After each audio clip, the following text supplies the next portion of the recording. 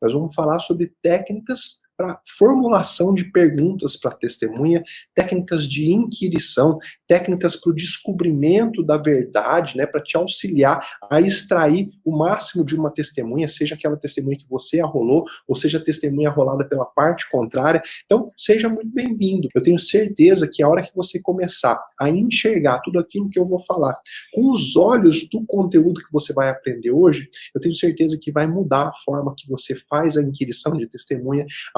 Você vai sensivelmente, você vai conseguir perceber na prática como que você vai conseguir extrair respostas de uma forma muito mais concreta e muito mais assertiva nos seus processos.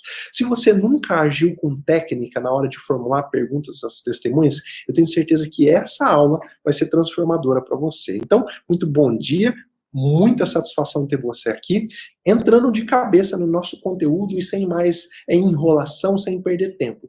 Técnicas de formulação de perguntas para testemunha. Se você caiu de paraquedas aqui e não me conhece, meu nome é José Andrade, eu sou juiz de direito e agora, com mais de 18 anos de carreira, me dedico a te ensinar, a te mostrar aquilo que eu já vivi na sala de audiência, na esperança de que isso possa te ajudar. Hoje nós vamos falar de um tema dos mais importantes. Você tem que fazer a inquirição, a oitiva, formular perguntas para testemunha com base em técnica, não só com base em achismo. Mas, professor, por que é importante saber inquirir uma testemunha, saber ouvir uma testemunha? Não é só chegar lá e começar a falar com ela, conversar com ela?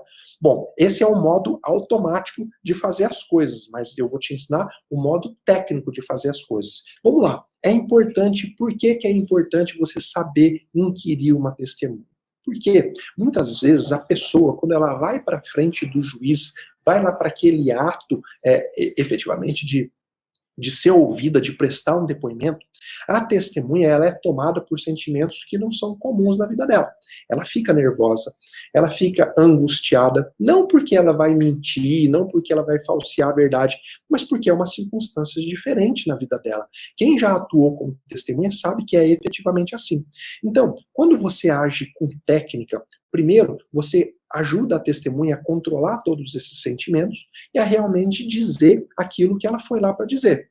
Segundo, quando a testemunha vai mal intencionada para prestar um depoimento, vai com a intenção de falsear a verdade, de ajudar, de prejudicar ou de beneficiar uma outra pessoa, quando você tem técnica, você consegue desmascarar e desbaratar toda essa má intenção da testemunha. Então, são dois motivos que você deve saber como inquirir uma testemunha. O primeiro, para garantir que ela preste o melhor depoimento, isento, sem prejuízo emocional, sem nenhum detalhe que atrapalha a identificação da verdade. E segundo, para que você impeça uma testemunha, talvez direcionada pela outra parte, ou talvez ela mesma mal intencionada, vá mentir e prejudicar o seu cliente, os interesses do seu cliente. Então veja, é um ponto central. Não adianta nada, você leva uma testemunha que sabe tudo sobre os fatos, que você fala, com essa testemunha, tá garantido, nós vamos ganhar a causa, chega lá, ela fica tão nervosa que ela não fala nada. Ou ela gagueja, ou ela não consegue responder, ou ela fala simplesmente, eu não lembro. Olha, eu já vi isso acontecer muitas vezes. A testemunha chegar na frente do juiz e simplesmente travar.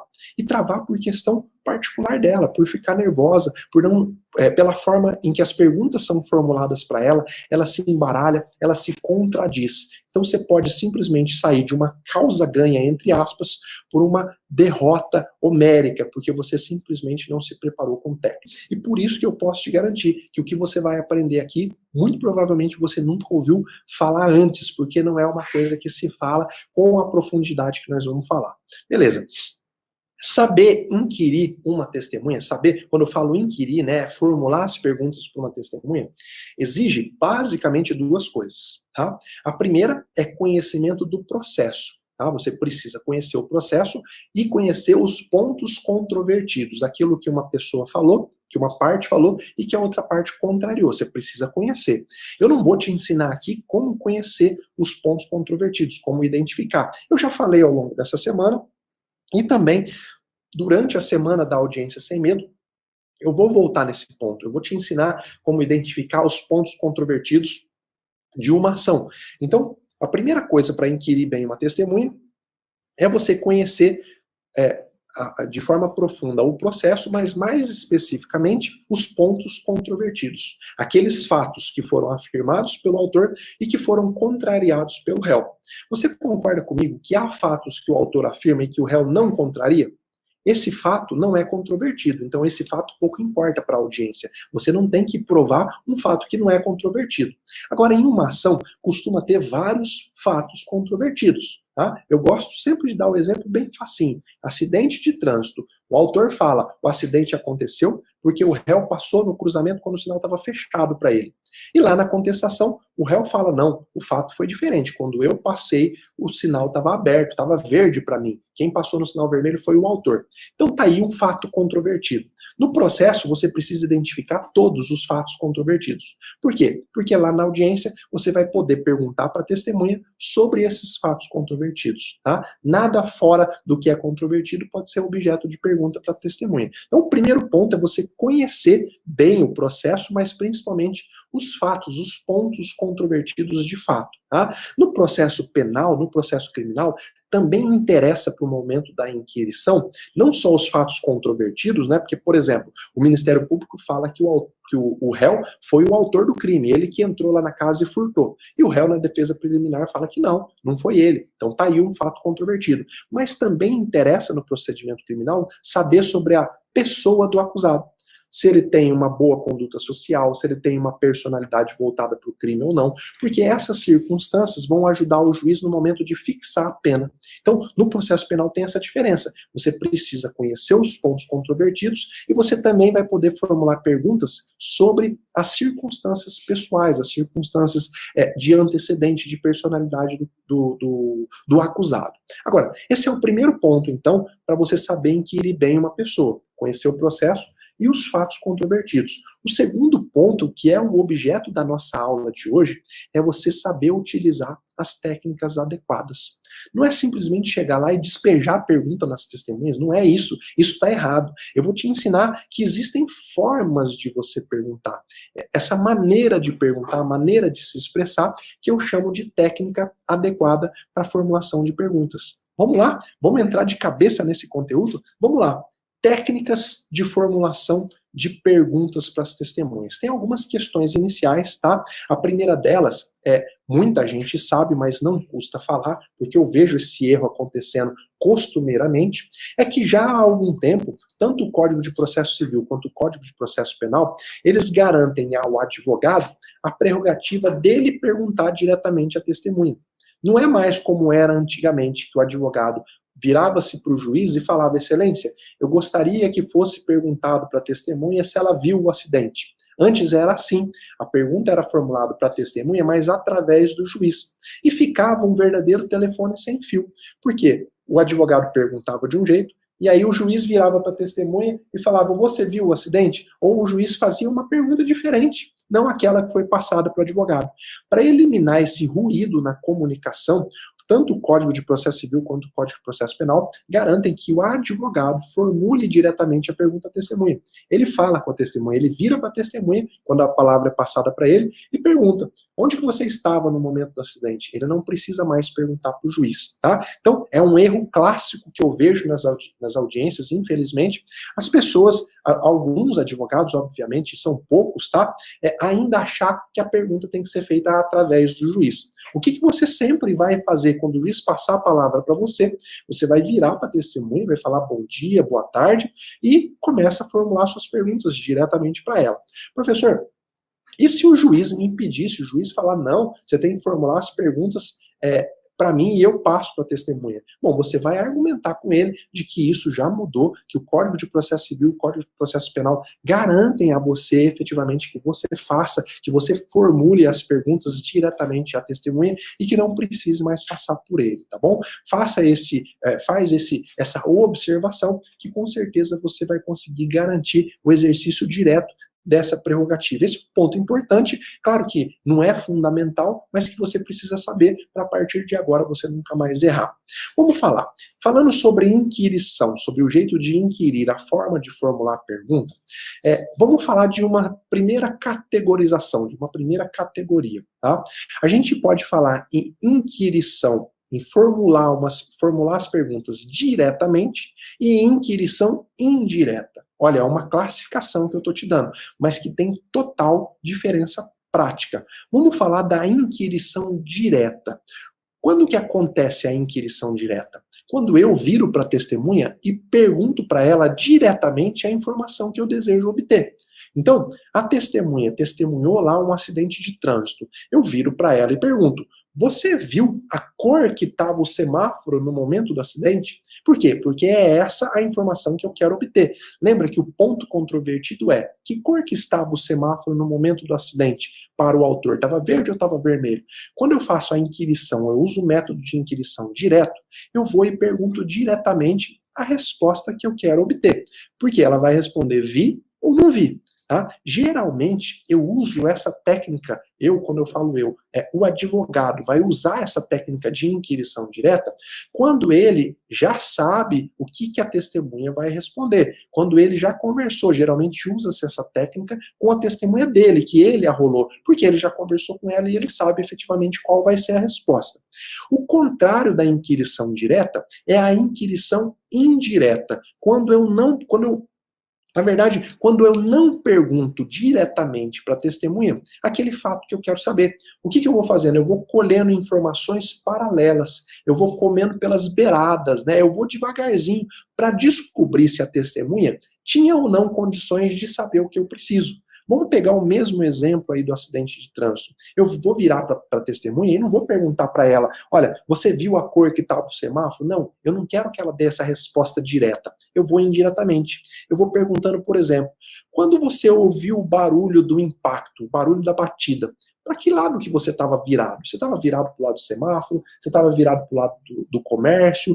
Para que lado efetivamente você estava virado? Ou o que exatamente você estava fazendo? Você estava vendo os carros? Você estava no celular? Você estava conversando com alguém? Veja, eu não perguntei diretamente sobre a cor do semáforo, porque eu quero antes colher informação sobre qual era a posição corporal da testemunha, o que ela estava fazendo, para justamente saber se ela tinha condições de dar aquela informação que depois eu vou acabar perguntando. Por quê? Porque se ela responde essa pergunta indireta, dizendo: olha, quando eu ouvi a batida, eu estava mandando uma mensagem no celular, obviamente que depois ela não vai poder falar que ela viu a cor do semáforo no momento da batida, porque ela já respondeu que ela estava fazendo outra coisa.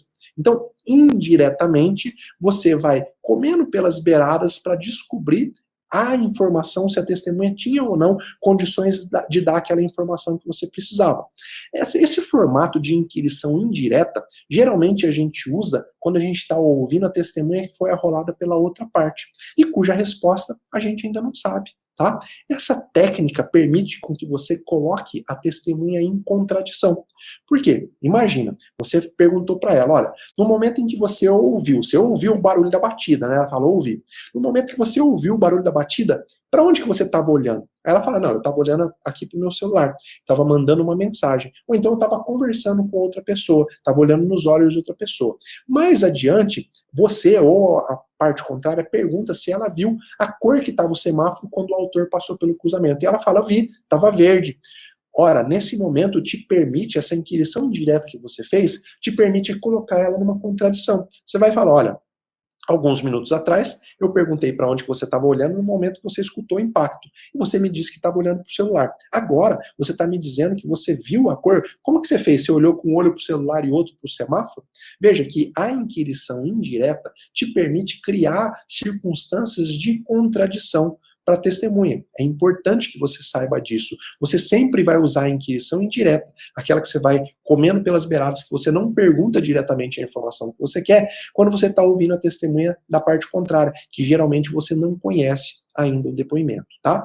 Ficou bem claro a diferença de inquirição direta e indireta? É claro que no dia a dia, na aplicação prática, você vai aprendendo como fazer, você vai ficando cada vez melhor. Quando você vê advogados inquirindo diretamente e indiretamente, você, é essa técnica que ele está usando. Então grava uma coisa na sua cabeça.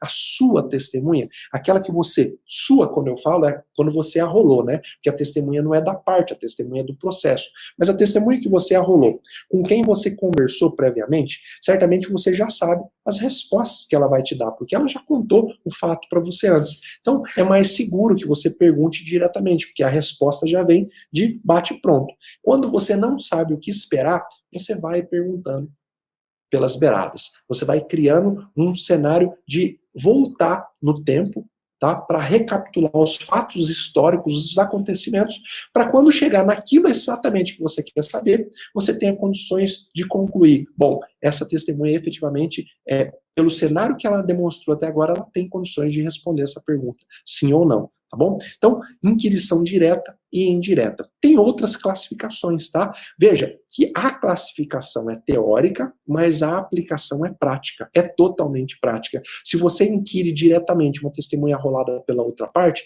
acabou o depoimento. Imagina, você tá pelo autor, vai ouvir uma testemunha do réu, e aí você vira para ela, você viu que cor que estava o cruzamento no momento do acidente? Ela fala, vi, estava vermelho para o autor. Pronto. Acabou o depoimento, não adianta mais você perguntar nada. A testemunha já matou tudo aquilo que você pretendia e de forma a prejudicar o seu cliente. Quando você inquire indiretamente, você cria um cenário para descobrir lá na frente se ela, simplesmente alguém não passou essa informação para ela, porque às vezes a parte falou, olha, se o juiz te perguntar, você fala que o sinal estava vermelho para o autor, e não vai esquecer. Então você não vai perguntar diretamente isso, você vai fazendo outras perguntas de forma que ela possa cair em contradição se ela tiver efetivamente com interesse de mentir, tá bom? Isso foi que eu acabei de te passar, inquirição direta e indireta. Agora nós vamos falar de inquirição aberta e inquirição fechada, tá? Formas de você formular perguntas abertas e perguntas fechadas e a consequência de cada uma. Então vamos lá, inquirição aberta e inquirição fechada. Na inquirição, na forma de formular perguntas aberta para a testemunha, eu faço uma pergunta para a pessoa de forma genérica, ou eu peço simplesmente para a testemunha explicar como ou porquê de alguma coisa. Exemplo, eu viro para a testemunha e falo, olha, me conta tudo o que você viu no dia do acidente. Veja que eu fiz uma pergunta aberta. Agora ela me fala o que ela quiser. Ela responde do jeito que ela quiser. Ela conta uma história, ela pode dar uma volta enorme. Então, a forma de inquirição aberta, geralmente, eu faço uma pergunta genérica, ou eu peço para a testemunha explicar o como, ou o porquê, ou o que ela viu no momento daquele fato que eu quero ouvir. Geralmente, se usa essa forma de inquirição aberta com as testemunhas que você mesmo arrolou e que você já conhece a resposta, tá? Mas mesmo assim, é uma forma perigosa de se inquirir, de se formular uma pergunta, porque dá margem para que a testemunha diga alguma coisa que talvez ela não tenha te contado na primeira conversa. E talvez essa coisa que ela não te contou lá fora antes do processo possa ser prejudicial para o seu cliente. Sempre que você deixa a testemunha à vontade para falar, podem surgir fatos que na cabeça da testemunha não tem problema nenhum, que não vai prejudicar o seu cliente, mas que efetivamente pode prejudicar o seu cliente. Então, toma muito cuidado com a forma de inquirição aberta. Qual que é o oposto da inquirição aberta? Obviamente que é a forma de inquirição fechada. Quando você faz perguntas sem dar margem para a criação da testemunha. Eu pergunto apenas sim ou não. Concorda ou não concorda? Sim ou não? Por exemplo, me diga sim ou não. Você estava olhando exatamente para o semáforo no momento do acidente? Ela vai falar sim, eu estava. Ou não, eu não estava. É muito diferente de você falar para a testemunha, olha, me conta aí todas as circunstâncias do acidente. Veja, quando eu pergunto de forma aberta, a testemunha cria, conta tudo o que passou pela percepção dela, e a percepção dela às vezes pode ser real, pode ser irreal, tá? Nós não vamos entrar nesse ponto, mas quando você dá margem para a criação da testemunha e para ela falar muito pode acarretar prejuízo para o seu cliente, mas quando você usa a inquirição fechada, é você que tem o controle da situação. Você está perguntando sim ou não. Geralmente usa-se a inquirição fechada quando você conhece o depoimento da testemunha sua ou da outra parte, né? Você pode usar também essa inquirição fechada quando você já leu o depoimento da testemunha. Acontece muito no processo criminal. Processo criminal, as testemunhas que são ouvidas em juízo geralmente prestaram depoimento na fase de inquérito.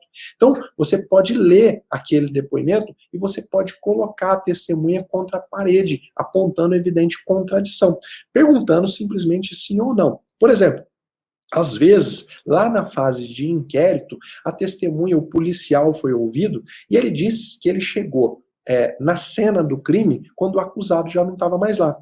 E aí, em juízo, você vai perguntar para ele de forma fechada, sim ou não. Quando você chegou na cena do crime, o acusado estava lá? Ele vai falar não. Se ele disser sim, você tem como confrontá-lo com aquilo que ele disse lá na fase de polícia. Então veja, a forma de inquirição fechada, de sim ou não, torna muito mais fácil o seu trabalho de apresentar contradições, tá? Eu falo sempre para você se preocupar em não formular perguntas de forma genérica, de forma aberta, porque você coloca a sua cabeça em risco. Você coloca a cabeça do seu cliente em risco quando você formula perguntas de forma aberta. Vamos falar de uma outra classificação da forma de inquirir, e obviamente, é claro que nós não vamos esgotar o assunto. Tem várias outras classificações que têm importância prática, muita coisa que eu vou falar na semana da audiência sem medo, mas eu estou te mostrando aqui um paralelo para você ter em conta como que isso é importante, que há técnica por trás disso, e o que separa o bom advogado do advogado mediano, aquele que vai viver a vida dele na dureza, é que o bom advogado vai sempre atrás da técnica. Tá? O mediano ele se conforma em ir tocando a vida. Ele vai daquele jeito que ele acha que está bom, daquele jeito que ele acha que está certo. E eu quero dar os parabéns para todos que estão aqui, porque vocês estão aqui atrás da técnica. É claro que eu estou te passando algumas técnicas que eu utilizo, algumas técnicas que eu vejo utilizar ao longo da minha vida, e você vai aplicar aquilo que fizer sentido para você. O que não fizer, não tem problema, tá bom? Inquirição indutora. Técnica de formular pergunta de forma a induzir a resposta. Quando eu uso essa forma de inquirição indutora, eu faço uma pergunta induzindo a resposta. Tá? Essas perguntas, geralmente, elas começam com uma afirmação do profissional que está fazendo a pergunta, encerrada com uma pergunta, tipo, não é verdade? Ou, isso está correto? Tá? Entre outras formas de se perguntar. Ou, você faz uma pergunta que se inicia com algo do tipo, não é verdade que, por exemplo, nesse exemplo do acidente de trânsito, na hora em que você ouviu o barulho, você viu que o sinal estava vermelho, né? Geralmente, quando vem um né no final da frase, é a típica pergunta indutora. No Código de Processo Civil, no Código de Processo Penal e na lide forense, no dia a dia, muito provavelmente, se você fizer perguntas indutoras, você vai ter a pergunta indeferida pelo magistrado. Tá? Já no júri, é mais comum esse tipo de pergunta indutora e às vezes o juiz acaba deixando passar. Eu não estou dizendo que é correto, não é correto, mas costuma-se usar essa técnica de retórica no júri para tentar extrair da testemunha, naquele momento de tensão na frente dos jurados, afirmações induzidas. Tá? Então, todas as vezes que você formula uma pergunta colocando um né no final, ou você confirma isso e aquilo, tá? Você está induzindo a resposta. Fica atento que esse tipo de pergunta costuma ser indeferida. Dependendo da posição que você tiver no processo, às vezes você pode arriscar usar esse tipo de pergunta, o que eu não recomendo. Tá? Mas é muito comum. Na hora que você ouviu o barulho do acidente, você olhou que o sinal estava vermelho, né? Veja, você não está perguntando, você está afirmando simplesmente para a testemunha concordar. Então, você não deixa efetivamente que ela exprima a vontade dela, que ela fale efetivamente o que ela viu. Tem muita gente que confunde a indução da resposta com aquela circunstância do promotor ou da parte requerida, por exemplo, pedir para que seja lido para a testemunha um depoimento que ela já prestou. Você não está induzindo a resposta dela quando você pede para que seja lido um depoimento anterior, porque foi um depoimento que ela mesma prestou. Diferente seria se eu pedisse para ler o depoimento do João na hora que o José está prestando o depoimento dele. Eu posso estar querendo influenciar na resposta do José com o depoimento do João. Isso não é permitido. Tá? Então não tem problema nenhum você pedir, por exemplo, olha, excelência, eu gostaria que fosse lido aqui para a testemunha o depoimento que ela mesma prestou lá na fase de polícia. Tá? Para depois eu ver, perguntar se ela confirma, se ela não confirma. Isso não é induzir a resposta. Eu induzo a resposta quando eu faço afirmações e peço só para ela concordar ou não. Aí eu estou induzindo, eu estou tentando influenciar no ânimo dela, e eu induzo quando eu peço para ouvir o depoimento de outra pessoa, tá? Para ler o depoimento de outra pessoa, para a pessoa que está prestando o depoimento naquele momento. Tá? Vamos recapitular aqui. Ó. Nós falamos já de inquirição direta e indireta, falamos já de inquirição aberta e inquirição fechada. Acabei de falar de inquirição indutora. Se você nunca ouviu essa palavra de inquirir é perguntar, é ouvir, tá? É formular as perguntas. Então, acabamos de falar da inquirição indutora, e olha, existem várias outras classificações. Eu quero pontuar aqui algumas observações importantes do que nós já falamos até agora, e depois eu vou explorar uma coisa extra, uma coisa que eu não tinha prometido aqui para você. Eu vou te mostrar algumas técnicas que te ajudam a descobrir quando uma testemunha está mentindo. Se a sua testemunha cair em contradição, então você levou uma testemunha para ser ouvida em juízo, fez lá a inquirição fechada para controlar efetivamente aquilo que ela vai responder, mas mesmo assim no meio do depoimento ela caiu em contradição. Às vezes você já deixou de formular suas perguntas, as perguntas foram passadas a palavra foi passada pela parte contrária, a parte contrária formula perguntas e fica evidente uma contradição naquilo que a sua testemunha, ou melhor, naquilo que a sua testemunha falou. O que fazer nesse momento? Você acha que a melhor coisa é fingir que nada aconteceu, deixar por isso mesmo? Olha, absolutamente não, porque o juiz está ali, ó, prestando atenção. Ele pode até não estar olhando, mas ele está, para ele fica evidente a contradição, às vezes ele já anota para não esquecer. E se o juiz não fizer isso na hora da sentença, ele, a assessoria dele, com toda certeza alguém vai pescar essa contradição. Então, sempre que a sua testemunha, aquela que você levou, cair em contradição, busca esclarecer essa contradição na hora.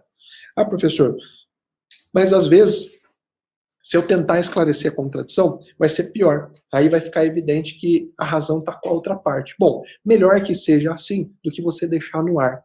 É sempre melhor. Por quê? Testemunha com contradição não esclarecida, o juiz praticamente descarta o depoimento dela. Ou ele usa aquela contradição para desmerecer todo o depoimento. Por que eu falo para buscar esclarecer? Porque às vezes a contradição ela acontece só porque passou muito tempo entre o fato e o momento do depoimento. Ninguém consegue guardar muitos detalhes durante muito tempo. Então, às vezes, a parte contrária, esperta, vai colhendo elementos para fazer a sua testemunha cair em contradição. Mas, você, estando atento, observando uma contradição dessa, você vai pedir novamente a palavra e vai dizer, excelência, para que não fique nenhuma contradição, eu gostaria que a testemunha confirmasse se realmente essa data que ela falou, ela tem certeza, ou ela pode estar equivocada, afinal de contas, já faz muito tempo que os fatos aconteceram. Aí a testemunha vai, opa, peraí, às vezes eu posso estar equivocada mesmo, já faz muito tempo, eu não me lembro. Pronto, contradição esclarecida. O que não pode é você deixar uma contradição e não fazer nada, tá? Já ao contrário disso, se a testemunha da parte contrária cair em contradição, a parte contrária não percebeu e não fez nada, o juiz não percebeu e não fez nada, o que você vai fazer? Você acha que você tem que ali explorar aquela contradição naquele momento? Absolutamente não. Você vai deixar essa carta na manga, sabe? O mágico que deixa a carta na manga para fazer a mágica no momento em que ninguém está esperando. É isso. Se você observou que a testemunha da parte contrária caiu em uma, duas, três contradições, você não vai explorar isso no momento do depoimento. Guarda, fica quietinho, deixa o depoimento ser encerrado. A hora que a palavra for passada para você, para as alegações finais, ou a hora que você for fazer os seus memoriais, você vai deitar e rolar em cima das contradições. Vai falar, excelência, essa testemunha tem que ser totalmente desacreditada. Olha aqui o tanto de contradição no depoimento. Então veja, é diferente a postura dependendo do lado da mesa que você está. É claro que eu, quando eu estou presidindo as minhas audiências, eu não deixo passar contradição. Se a testemunha apresentar uma contradição, eu vou logo tentar esclarecer. Afinal de contas, como destinatário da prova, eu preciso ter a prova mais isenta possível. Mas eu sei que no dia a dia, pode ser que um ou outro magistrado deixe passar uma contradição, e você, agora com essa técnica, você sabe que o melhor momento para explorar a contradição não é, se a testemunha for do seu adversário, obviamente, não é ali na audiência, você vai explorar nas alegações finais. Por quê? Porque aí a testemunha não tem a chance de voltar atrás. Então, somente por isso. Quando você explora a contradição durante o depoimento, pode ser que a testemunha fale, na hora que ela se viu em uma contradição, ela fala, não é mesmo. Não, então não foi bem assim, foi assado. E aí ela volta atrás. E você perde a chance de desmerecer lá na sua alegação final, no seu memorial. Então, guarda essa carta na manga. Eu tenho certeza que essa carta vai te salvar em muitos casos, em muitos processos, tá bom? Vamos lá, mais uma observação importante. Nunca seja agressivo com a testemunha. Quando a testemunha, principalmente a testemunha arrolada pela outra parte, se você já começa num tom agressivo, o que é natural que a pessoa faça? Ela se coloque para trás, ela te veja como um adversário. A testemunha, ela não está lá para ajudar o autor nem o réu, mas é natural da pessoa que foi arrolada pelo autor, porque ela viu efetivamente um fato, é natural que às vezes ela tome as dores. Então imagina um acidente de trânsito, o seu cliente é um réu, o seu cliente está sendo acusado de ter atropelado uma pessoa, e uma testemunha viu esse atropelamento. A testemunha viu, por exemplo, que o seu cliente depois fugiu, abandonou o local. É natural que a testemunha se sinta indignada pessoalmente com a situação. Não que por isso ela queira ajudar o autor, não que por isso ela queira ferrar o réu. É natural do ser humano se indignar, ter sentimento. Quando você, advogado do réu, já chega para a audiência e já mantém uma conduta agressiva para a testemunha, formula perguntas de forma seca, formula perguntas de forma agressiva, de forma intimidadora, você está potencializando o ânimo da testemunha em querer ajudar a outra parte. E muitas vezes você não consegue desmerecer a testemunha através de uma suspeição. Então, você cria armas contra você mesmo. Por isso que eu te digo, nunca seja agressivo com a testemunha. Da mesma forma, uma outra observação importante, nunca seja sarcástico com a testemunha. Se ela deu uma resposta com a qual você não concorda, ou que você acha que ela está mentindo, nada de dar aquela risadinha de canto, nada de balançar a cabeça, bater na mesa, falar, mas é um absurdo, você está mentindo. Se ela está mentindo, falar para ela que ela está mentindo, você acha que ela vai voltar atrás, ou que aí ela vai procurar mais elementos para sustentar a mentira? Veja como que a sua postura, a sua conduta pode ser arma contra você mesmo.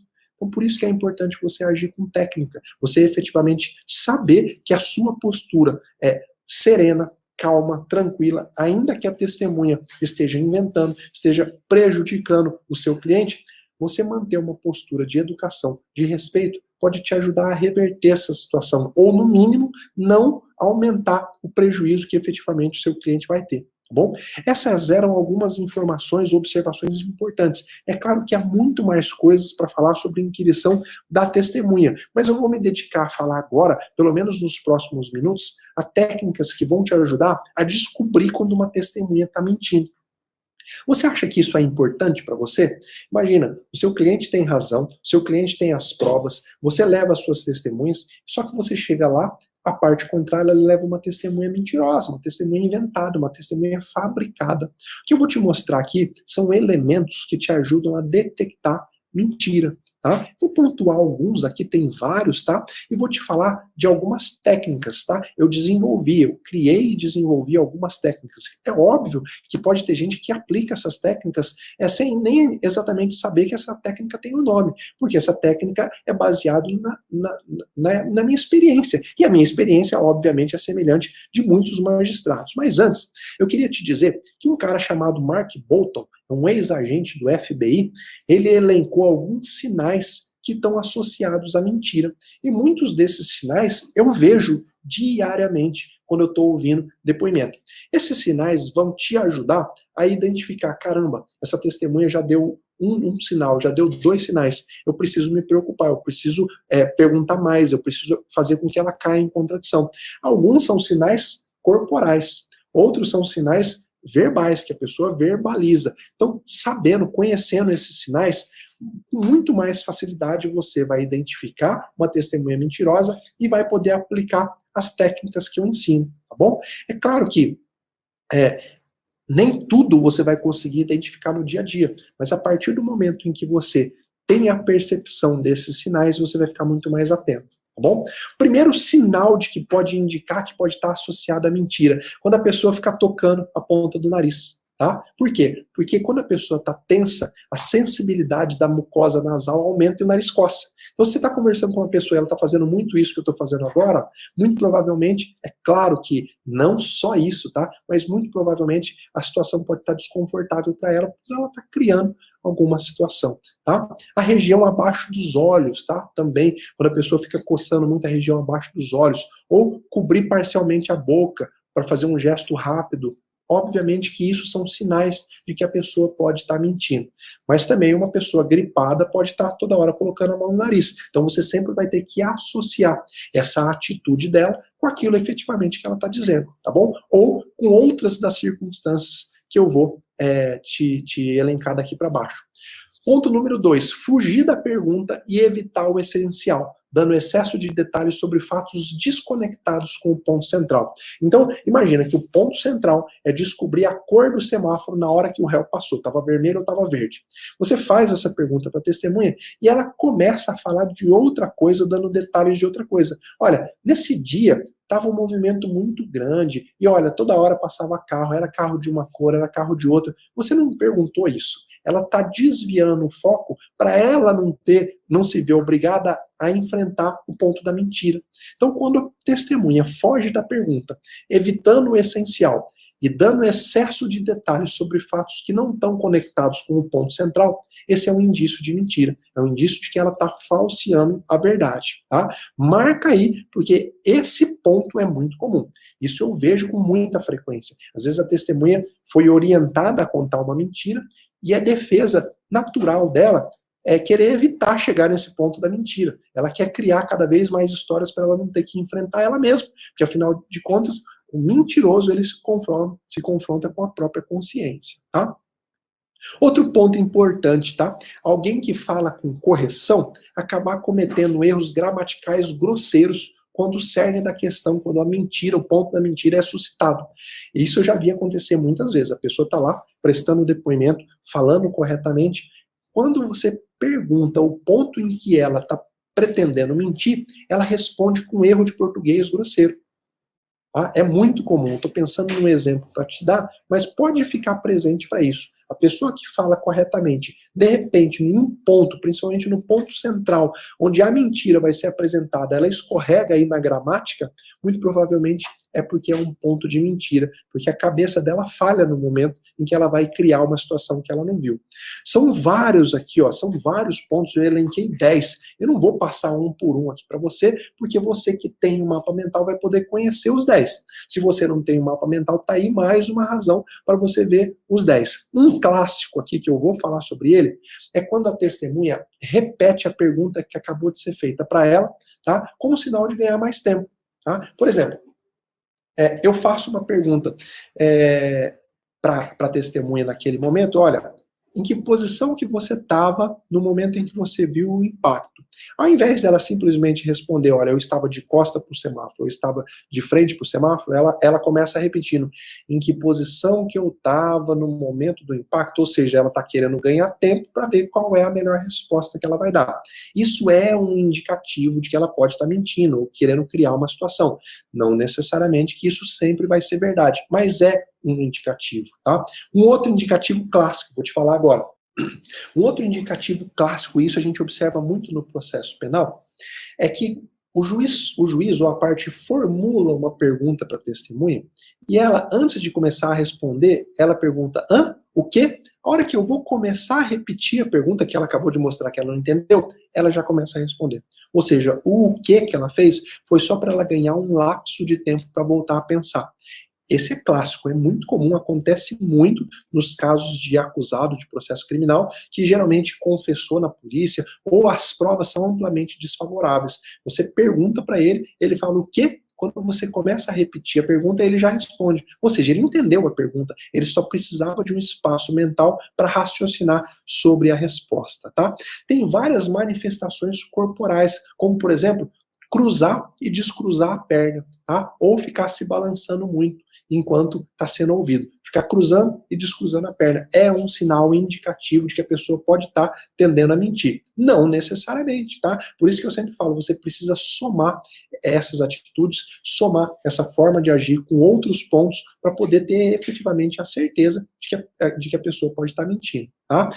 Quando a pessoa fecha os olhos demoradamente quando você faz uma pergunta, tá? É claro que tem pessoas que agem assim diariamente, mas quando a pessoa, você faz uma pergunta, ela fecha o olho como se ela estivesse buscando na mente a resposta, pode ser um indicativo de que ela está mentindo, tá bom? Manter os punhos fortemente fechados ou as mãos no bolso pode indicar que você não quer dizer algo que seja valioso, que você esteja escondendo a verdade. Se a pessoa está lá prestando depoimento, é uma manifestação do corpo que ela faz sem nem perceber. Professor, mas tudo bem. Eu identifiquei 2 ou 3 desses pontos. Eu identifiquei efetivamente que a testemunha pode estar mentindo porque ela está apresentando várias dessas características que o senhor falou. O que eu faço a partir daí? Aí você vai aplicar algumas técnicas para descobrir e mostrar e deixar evidente para o juiz que ela está mentindo, tá bom? Eu já elenquei, aliás, eu apresento para os meus alunos e vou apresentar para você na semana da audiência sem medo 3 técnicas. A primeira se chama técnica dos mínimos detalhes. A segunda se chama técnica do depoimento invertido e a terceira se chama técnica da repetição espaçada de perguntas. Só uma dessas técnicas aqui a gente precisaria de mais de 1 hora para eu te ensinar. Por isso que se você continuar me acompanhando e se você for participar comigo da semana da audiência sem medo, eu vou te mostrar como efetivamente usar essas técnicas depois que você identificou o comportamento da testemunha de querer mentir, tá bom? Vamos falar aqui de frases que podem indicar prováveis mentiras, tá? Também isso é catalogado aí, você faz uma busca na internet, você vai encontrar principalmente psicólogos no âmbito da psicologia jurídica, mostrando que algumas frases são costumeiramente usadas por quem está querendo mentir. Por quê? Porque na busca do convencimento, quando o mentiroso quer convencer aquela pessoa com quem ela está falando, dependendo do contexto, ele tende a exagerar. Ele costuma empregar negativas ou minimizar algo muito grave. Por exemplo, olha algumas frases que o mentiroso usa. Olha, sendo totalmente honesto com você, eu vou te falar que no momento do acidente eu estava olhando para o semáforo. Então, essa frase, sendo totalmente honesto com você, é típica de quem está querendo esconder ou falsear a verdade. Outra frase típica também. Por que razão, em nome de Deus, eu ia mentir? Por que razão eu inventaria isso? Tá? São frases típicas de quem está mentindo. No âmbito criminal, você está perguntando sobre fato, e aí o acusado fala, mas olha, eu não sou um bandido. Eu não estou perguntando se ele é um bandido ou não, estou perguntando se ele praticou determinado fato. Essa frase, geralmente, tá, gente? Não estou dizendo que sempre que essa frase for utilizada, quer dizer que a pessoa está mentindo. Outra frase, às vezes a pessoa fala, olha, isso é besteira, não vale nada, é coisa dos meus adversários. São as pessoas, os policiais que estão querendo inventar isso contra mim, são frases típicas de quem está falseando a verdade, falar que é coisa inventada, porque quem está falando a verdade combate fatos, não se defende genericamente. Tenha isso em mente. Quem está falando a verdade fala sobre fatos e não fala sobre alegações gerais. São os meus adversários. Eu não sou um bandido. Eu não estou perguntando se é um bandido. Eu estou perguntando sobre aquele fato específico, tá bom? É óbvio que existem várias outras frases. Além disso tudo que nós falamos aqui, outras características, como, por exemplo, morder ou lamber os lábios. A pessoa que fica toda hora fazendo assim, ó, igual eu tô fazendo agora. Por quê? Porque também engasgar ou ficar engolindo a seco.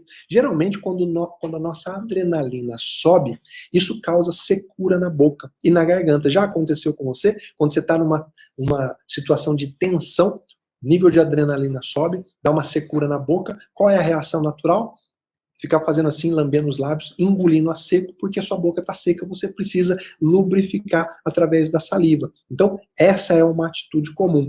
Falar alto, falar muito alto, aumentar o tom de voz, tá? Por quê? Porque as cordas vocais, olha, essa eu confesso que eu não sabia, tá? Mas estudando, eu descobri que as cordas vocais, elas esticam na mentira, deixando a voz mais fina e fraca. Para compensar, o mentiroso acaba aumentando o tom da voz. Olha que interessante. Quando você está mentindo, tá, as cordas vocais elas esticam, o que acaba deixando a sua voz mais fina e mais fraca. Para compensar isso, para não parecer que você está com uma voz diferente, você aumenta o tom de voz.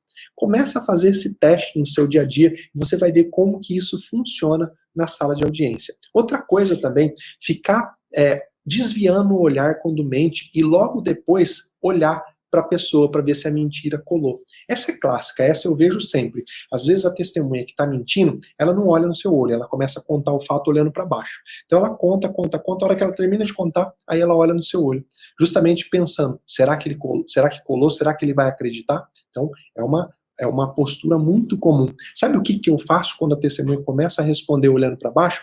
Eu falo, olha, o senhor pode olhar para mim quando o senhor está falando, porque facilita a nossa comunicação. E aí a pessoa perde totalmente o compasso. Ela simplesmente, às vezes, ela até perde o raciocínio quando ela estava pretendendo mentir. Por quê? A gente, como ser humano, a gente tem uma boa índole por natureza. Quando a pessoa sabe que está fazendo uma coisa errada, o inconsciente dela tem dificuldade de encarar uma outra pessoa. Então é muito importante que você observe esses fatos, que você se posicione adequadamente na sala de audiência, de forma que você consiga ver os olhos da testemunha, para onde que ela está olhando. É óbvio que como advogado você não vai falar, excelência, a testemunha está mentindo porque ela está olhando para o chão. Não, você vai ver que, poxa, ela está dando um indicativo. Deixa eu prestar mais atenção, deixa eu usar uma técnica da repetição espaçada de perguntas para ver se ela cai em uma contradição. Veja que esses sinais corporais são acessórios que você vai utilizar em seu favor, tá bom? Galera, tudo isso que eu estou falando, obviamente, eu vou aprofundar também na Semana da Audiência Sem Medo, mais especificamente em uma aula ao vivo que vai acontecer para quem estiver acompanhando essa semana, principalmente essas técnicas que eu desenvolvi para te ajudar a descobrir quando uma testemunha está mentindo, mas eu espero que o conteúdo que eu passei até agora já tenha sido de grande valia para você. Mas mais do que isso, eu espero que você aplique, que você coloque em prática. Não adianta nada você ouvir, e amanhã você ir fazer uma audiência e não observar essa técnica. Se você está com um mapa mental, antes da sua próxima audiência, dá uma lida no mapa, relembra aquilo que eu falei na aula. É muito importante que você faça isso para melhorar efetivamente a sua atuação na sala de audiência. Nós estamos chegando ao nosso final. Eu quero agradecer muito por você ter ficado comigo até aqui. Isso mostra para mim o seu compromisso com o aprendizado.